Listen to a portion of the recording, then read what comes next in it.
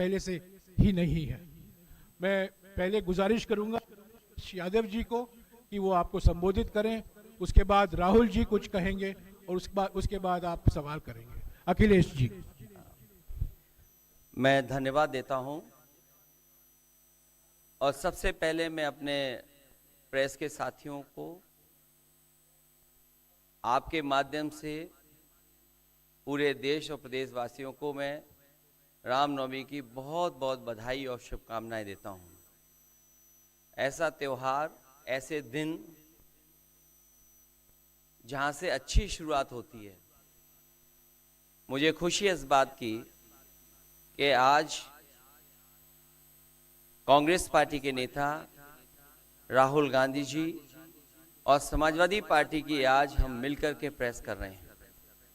पहले चरण का चुनाव उत्तर प्रदेश का होने जा रहा है और जो पश्चिम से हवा चल रही है वो पूरे के पूरे उत्तर प्रदेश और देश के माहौल को बदलने जा रही है। आज गाजियाबाद में बैठे हैं। इस बार भारतीय जनता पार्टी को गाजियाबाद से लेकर के गाजीपुर तक इंडिया गठबंधन सफाया करने का काम करेगा।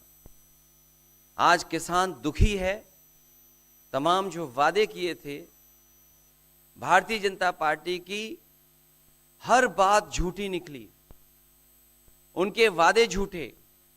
न किसान की आय दोगुनी हुई, न नौजवान को नौकरी रोजगार मिला, और जो सपने दिखाए थे विकास के वो भी अधूरे हैं।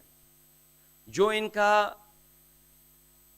नैतिकता का बुलबुला था वो भी टूट गया। इलेक्टोरल बॉन्ड ने इनका बैंड बजा दिया। भारतीय जनता पार्टी सभी भ्रष्टाचारियों का गोदाम बन गई। न केवल भ्रष्टाचारियों को ले रहे हैं, बल्कि भ्रष्टाचारियों ने जो कमाया है उसको भी अपने साथ रख रहे हैं।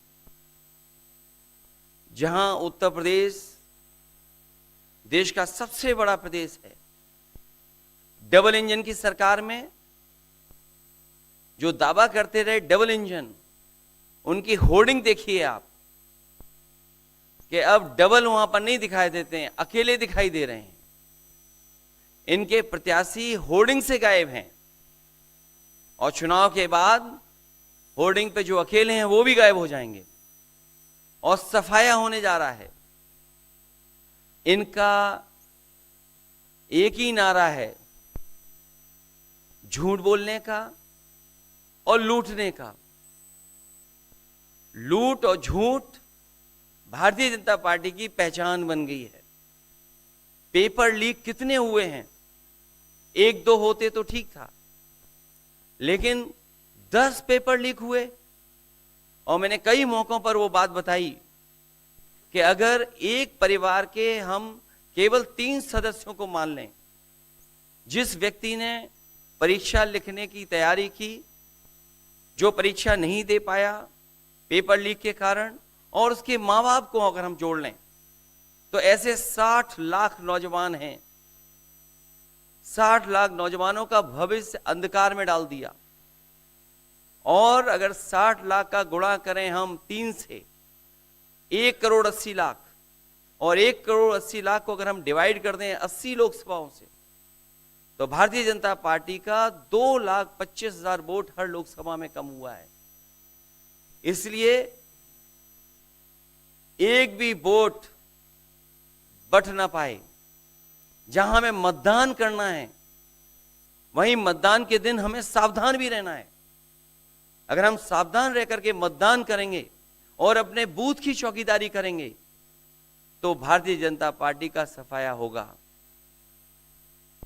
आने वाले चुनाव में, ये देश का चुनाव है, देश की जनता बदलाव चाहती है और बदलाव की हवा पश्चिम से उत्तर प्रदेश से चल रही है। और मुझे पूरा उम्मीद है आने वाले समय में इंडिया गठबंधन और नई सरकार देश में दिखाई देगी। शुक्रिया अखिलेश जी। राहुल जी।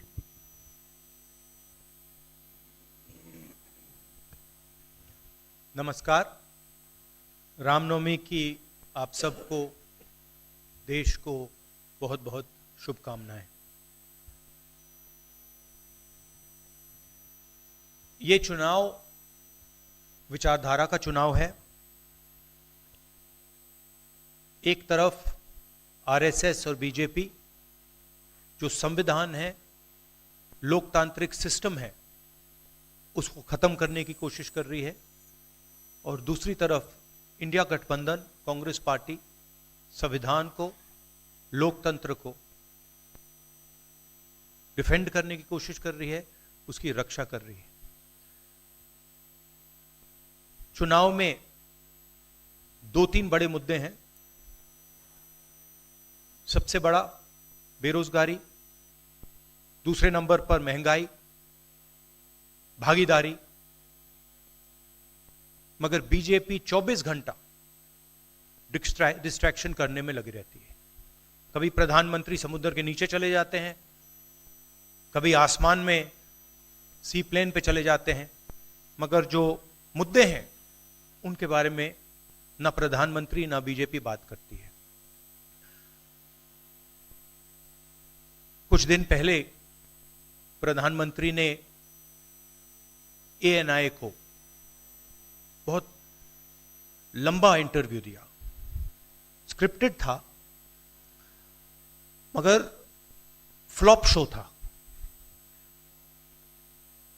प्रधानमंत्री जी ने उसमें इलेक्टोरल बॉन्ड्स समझाने की कोशिश की। प्रधानमंत्री जी कहते हैं कि इलेक्टोरल बॉन्ड्स का सिस्टम ट्रांसपेरेंसी के लिए लाया गया, राजनीति को साफ करने के लिए लाया गया। अगर यह सच है तो उस सिस्टम को सुप्रीम कोर्ट ने रद्द क्यों किया? और दूसरी बात, अगर आप ट्रांसपेरेंसी लाना चाहते थे तो जिन लोगों ने आपको पैसा दिया, बीजेपी को पैसा दिया, हजारों करोड़ रुपए दिए, उनका नाम आपने क्यों छुपाया था? और जिन तारीखों पे उन्होंने आपको पैसा दिया उसको आपने क्यों छुपाया था? पता लगता है हजारों करोड़ रुपए का कॉन्ट्रैक्ट किसी कंपनी को मिलता है, उसके एकदम बाद वो कंपनी बीजेपी को पैसा देती है। सीबीआई की इंक्वायरी होती है, ईडी की इंक्वायरी होती है, किसी कंपनी पर शुरू होती है, उसके 10-15 दिन बाद कंपनी करोड़ों रुपए बीजेपी को देती है और फिर सीबीआई की इंक्वायरी, ईडी की इंक्वायरी बंद हो जाती है। सड़क पे इसको एक्सटोर्शन कहते हैं, एक्सटोर्शन कहते हैं सड़क पे। तो ये जो है इलेक्टोरल बॉन्ड्स का जो स्कीम है, ये दुनिया का सबसे बड़ा एक्सटोर्शन का स्कीम है। हिंदुस्तान के सारे बिजनेसमैन इस बात को समझते हैं, जानते हैं, और प्रधानमंत्री जितनी भी सफाई देना चाहें कोई फर्क नहीं पड़ने वाला है, क्योंकि पूरा देश जानता है कि प्रधानमंत्री भ्रष्टाचार के चैंपियन है। धन्यवाद। शुक्रिया राहुल जी। अच्छा, एक और बात, आपने जयराम जी आपने कहा कि जो भी आपको क्वेश्चंस पूछने हैं आप पूछेंगे, और ये ओपन एंडेड प्रेस कॉन्फ्रेंस है। बट इसमें एक और बात, मुझे पहले ही 2-3 बीजेपी वाले क्वेश्चंस पता लग जाते हैं, तो वो तो गारंटी पूछे जाएंगे, तो उनके लिए मैं तैयार हूं। आजकल गारंटी का जमाना है राहुल जी। पहला सवाल महिकार जी, हिंदुस्तान हिंदी डेली से। माइक दीजिएगा।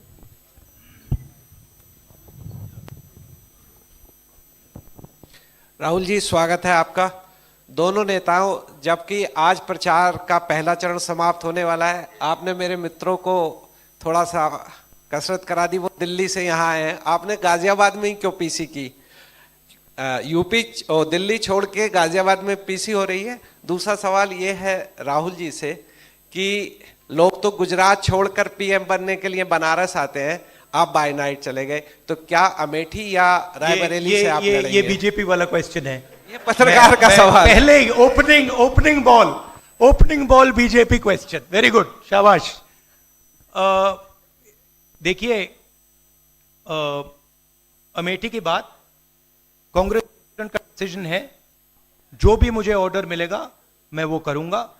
सीईसी मीटिंग, हमारी पार्टी में सीईसी मीटिंग्स में ये डिसीजन लिए जाते हैं। बट पहला बीजेपी का question, good question, thank you. Amar Ujala से निशा, आप थोड़ा शांत हो जाइए यहाँ पे। बहुत बहुत स्वागत है। मेरा सवाल आपसे ये है कि यूपी में न केवल यूपी में बल्कि पूरे देश में इस बार कांग्रेस ने अपने बहुत कम प्रत्याशी 268 अभी तक सामने आए हैं और यूपी में तो 80 सीटों के मुकाबले केवल 17 सीट हैं। ऐसा क्यों? क्या ऐसा मान के चल रही है कांग्रेस कि आप कमज़ोर चल रहे हैं, या यूपी में कमज़ोर है कांग्रेस इसलिए सपा या आपके गठबंधन बाकी सहयोगी पार्टी सीट नहीं देना चाह रही हैं?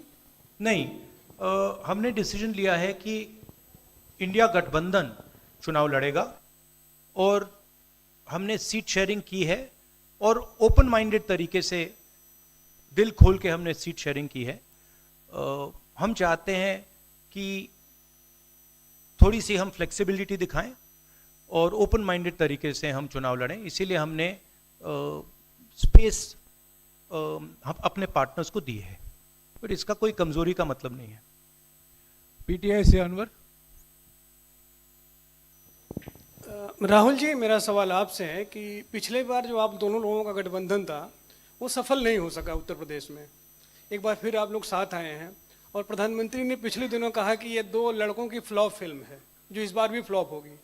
तो आगे आप क्या उम्मीद कर रहे हैं इस गठबंधन से? उत्तर प्रदेश में कितनी सफलता मिलेगी और कितनी सीटों की उम्मीद है इस बार आप लोगों को? देखिए, मैं सीट्स का प्रेडिक्शन तो नहीं करता हूं। जनरल बात कह सकता हूं कि 15-20 दिन पहले कि 180 तक जाएंगे, अब मुझे लग रहा है 150 तक जाएंगे। हर स्टेट में हमें रिपोर्ट मिल रही है कि हमारा चुनाव इंप्रूव कर रहा है और अंडर करंट है। जहां तक गठबंधन की बात है, यूपी गठबंधन की बात है, बड़ा पावरफुल गठबंधन है और बहुत अच्छा परफॉर्मेंस होगा हमारा उत्तर प्रदेश में।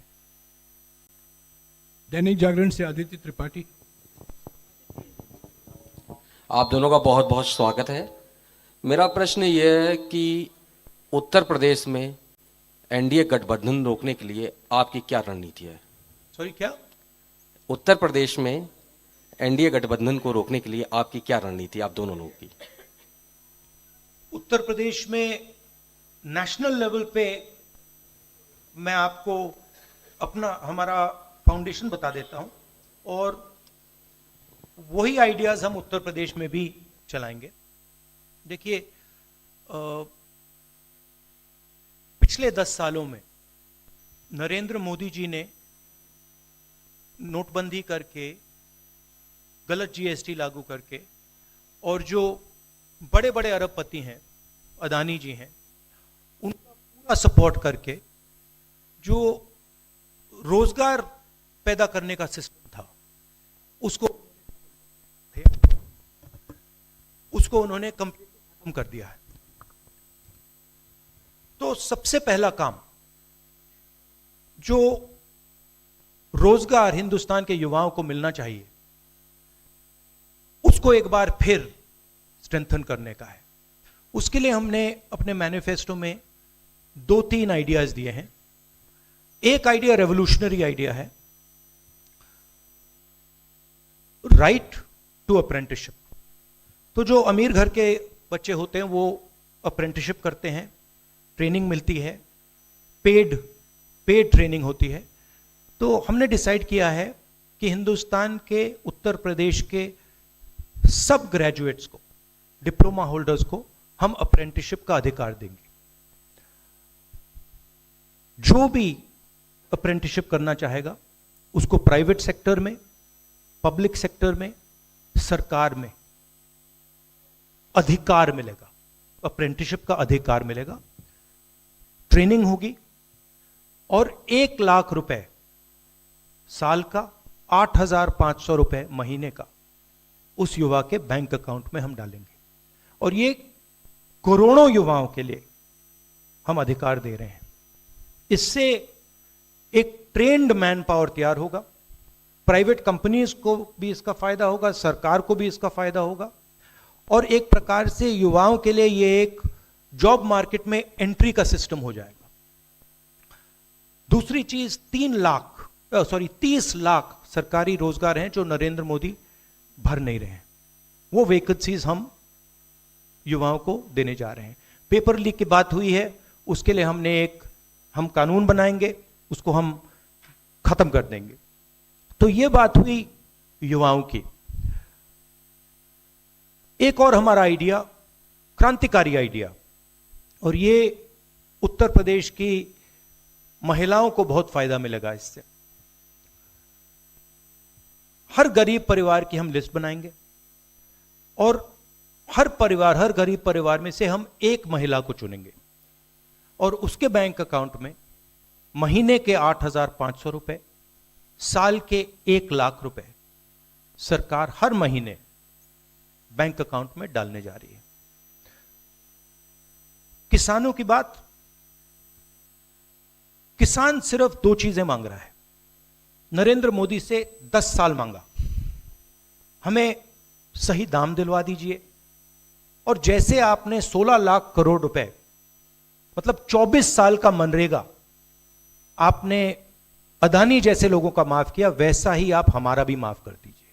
और नरेंद्र मोदी मना करते हैं, उन पे फायरिंग करवा देते हैं, उनको डरा देते हैं। तो हमने लीगल एमएसपी का निर्णय ले लिया है। हिंदुस्तान में पहली बार लीगली गारंटीड एमएसपी होगी और हम उनका, किसानों का कर्जा माफ करने जा रहे हैं। यही मेन मुद्दे हैं चुनाव में। बीजेपी का मैनिफेस्टो देखेंगे तो उसमें आपको उसका जो फाउंडेशन है, 2 चीजें हैं।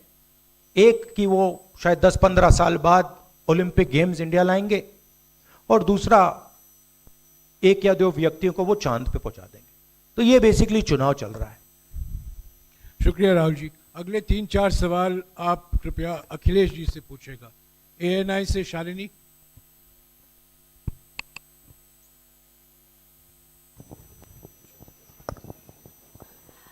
पहला सवाल राहुल जी से है। अखिलेश जी से पूछेगा प्लीज। उन्होंने कृपया लगा दिया, इसलिए अब हमसे पूछिए। दोनों से पूछूंगी सर। पहला सवाल राहुल जी से है, जैसे कि पीएम ने कहा है कि मैं देश बचा रहा हूं, लेकिन इंडिया अलायंस जो है वो परिवार बचा रहा है, इस पर क्या कहेंगे सर? और जो दूसरा सवाल, सेकंड बीजेपी क्वेश्चन। सर दूसरा जो सवाल है मेरा वो ये है, जादूगर कहा है उन्होंने राहुल जी को, और उन्होंने कहा ANI को जो इंटरव्यू दिया उसमें बोला कि ऐसा कौन सा जादू है कि एक झटके में गरीबी मिटा सकते हैं। मैं जानना चाहता हूं ऐसा कौन सा जादू है कि एक झटके में गरीबी मिटाई जा सकती है। तो ये मेरा सवाल दोनों से है। नहीं, दोनों से है। मैं धन्यवाद देता हूं। आप लोगों ने सवाल पूछे, हालांकि कुछ सवाल आपने राहुल जी से पूछे थे। एनडीए को पीडीए हराएगा, एनडीए को पीडीए हराने जा रहा है, एनडीए को पीडीए हराने जा रहा है। और जहां तक सवाल परिवारवाद की बात है, आज नवरात्र है, आज शुभ दिन है। भारतीय जनता पार्टी के लोग संकल्प लें कि ना किसी परिवार वाले को टिकट देंगे और ना किसी परिवार वाले से वोट मांगेंगे। और गाजियाबाद में कार्यक्रम इसलिए किया है क्योंकि हम दोनों लोगों ने संकल्प लिया है। वो तो इंडिया गठबंधन का नाम भी ठीक से नहीं ले पाते हैं। INDIA तो इंडिया होता है, इंडी कब से हो गया? यहां से सफाया होगा गाजीपुर तक।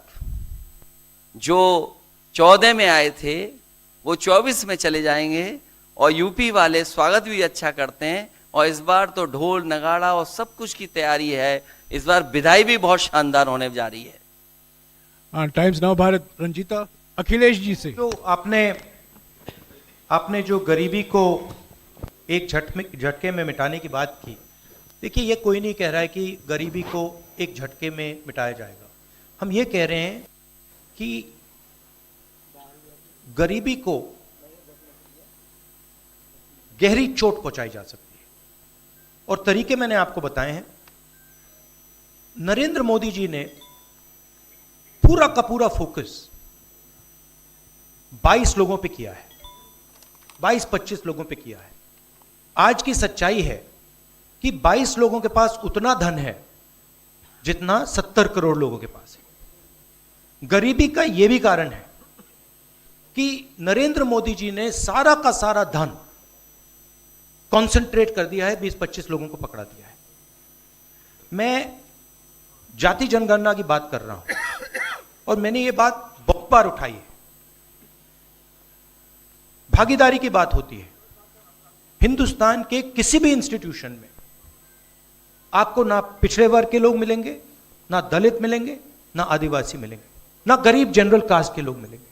मैंने मीडिया के बारे में बात उठाई। मीडिया में आपको बड़े बड़े एंकर्स दिखते हैं। आपको मीडिया की कंपनीज के मालिक की लिस्ट निकालिए, आपको दिख जाएगा कि उधर ना एक पिछड़ा मिलेगा, ना एक दलित मिलेगा, ना एक आदिवासी मिलेगा। तो हम क्रांतिकारी काम करने जा रहे हैं। जाति जनगणना, महिलाओं को गरीब महिलाओं को 1 लाख रुपए, युवाओं को अप्रेंटिसशिप का कानून, अप्रेंटिसशिप का अधिकार, उनके बैंक अकाउंट में 1 लाख रुपए, किसानों को एमएसपी। तो ये सब गरीबों को पैसे देने के तरीके हैं। नरेंद्र मोदी जी ने पिछले 10 साल में गरीबों को कुछ नहीं दिया, तो ये हम करने जा रहे हैं। हाँ रंजीता, अखिलेश जी से। हाँ, अखिलेश जी से ही सवाल है। राहुल जी ने अभी जितनी भी चीजें कही, अखिलेश जी से। नहीं, मैं सवाल पहले जितनी भी चीजें कही वो तमाम चीजें कांग्रेस के घोषणा पत्र में है। क्या इंडिया गठबंधन का अपना कोई साझा जो है वो मैनिफेस्टो होगा? अखिलेश जी, क्या जो राहुल जी कह रहे हैं क्या वही तमाम चीजें सपा की भी है, या सपा कुछ अलग भी घोषणाएं कर रही है चुनाव में? इंडिया गठबंधन नई उम्मीद है, और जैसा कि राहुल जी ने कहा कि उनके मैनिफेस्टो में बहुत सारी चीज़ें हैं जिससे गरीबी दूर की जा सकती है। उसी से जोड़ करके मैं ये कहना चाहता हूँ कि जिस समय हमारा देश का किसान खुशहाल हो जाएगा, जिस दिन देश के किसान को अपनी लाभकारी मूल्य मिलने लगेगा फसल का, और मैं समझता हूँ जितने भी राजनीतिक दल हैं और खासकर जो इंडिया गठबंधन के साथी हैं, वो ये बात कह रहे हैं कि हम एमएसपी की गारंटी देंगे या किसानों को लाभकारी मूल्य देंगे, और जिस दिन भारत सरकार किसानों की आय बढ़ा देगी, गरीबी दूर होना शुरू हो जाएगी। और मैं कई मौकों पर कह रहा हूं कि जाति जनगणना भी एक हमारा मुद्दा है। बिना सामाजिक न्याय के, बिना जाति की गैर बराबरी खत्म किए हुए हम अपने समाज को आगे नहीं बढ़ा सकते। और जैसा राहुल जी ने कहा कि खुशहाली के लिए जाति जनगणना जरूरी है, तो जाति जनगणना, सामाजिक न्याय और पीढ़ी की लड़ाई को लेकर के हम चलेंगे। उससे गरीबी भी दूर होगी और मान सम्मान भी मिलेगा। विक्रांत, एक चीज और देखिए, ये जो हमारा मैनिफेस्टो है, ये जरूर कांग्रेस पार्टी का मैनिफेस्टो है, मगर इसमें जो आइडियाज हैं वो इंडिया गठबंधन उनकी आइडियोलॉजी के आइडियाज हैं। और अगर समाजवादी पार्टी का कोई सजेशन हो या किसी और भी इंडिया गठबंधन की पार्टी का सजेशन हो, उसको हम सब ऑन बोर्ड करेंगे। तो हमारा मतलब जॉइंटली काम होता है। हम बातचीत करके, कंसल्ट करके काम करते हैं और फ्लेक्सिबिलिटी दिखाते हैं। और हम लोग G20 की तरह नहीं है, केवल 2 का चलता हो, बाकी सब 0 हो। अखिलेश जी समझने में वक्त लगेगा। अखिलेश जी G20। अखिलेश जी एक मिनट अखिलेश जी एक मिनट एक अखिलेश मैंने जी, इनको बुलाया है, अखिलेश जी, please। हाँ, विक्रांत। अखिलेश जी, राहुल जी, आप दोनों लोग, अखिलेश जी सामने, अखिलेश जी, राहुल जी, आप दोनों लोग 2017 में साथ आए थे। दोनों ने लखनऊ में प्रेस कॉन्फ्रेंस भी की थी, लेकिन 19 और 22 में आप दोनों अलग अलग हो गए, 24 में फिर साथ आए हैं। आखिर क्या वो मोमेंट क्या था जब दोनों के दिल में आया कि हाँ हमको साथ आना चाहिए, जरूरी है 7 साल बाद? दोनों के दिल में कब ये मोमेंट आया कि हाँ चलना है साथ? मूवमेंट क्यों बताना, हम साथ आ गए और साथ आ गए।